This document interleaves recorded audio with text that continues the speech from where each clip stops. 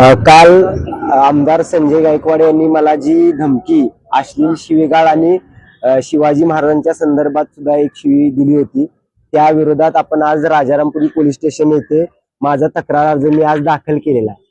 आणि तक्रार अर्ज दाखल करताना अत्यंत सविस्तरपणे तो मी केलेला आहे आणि त्यांना आपण कलम सुद्धा टाकलेली आहेत।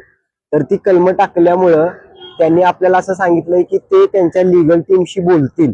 अर्ज त्यांनी जमा करून घेतलेला आहे, रिसिव्ड दिलेले आहे, पण कलम जे आहेत ती ह्या 2 दिवसामध्ये किंवा आतापासूनच त्यांनी काम सुरू केलेलं आहे आणि 2 दिवसामध्ये ते मला वाटतं सांगतील आपल्याला की म्हणजे लीगल ओपिनियन घेऊन कोणती कलम आम्ही त्यांच्यावर टाकणार आणि कोणती नाही।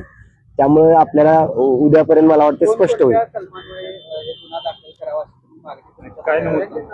आपण भारतीय न्याय संहितेचं कलम 351 व 351(3), कलम 352, कलम 356, कलम 192 व मानवी हक्क संरक्षण कायदा तसेच इतर कलमानुसार गुन्हा नोंदवावा अशी मागणी केलेली आहे।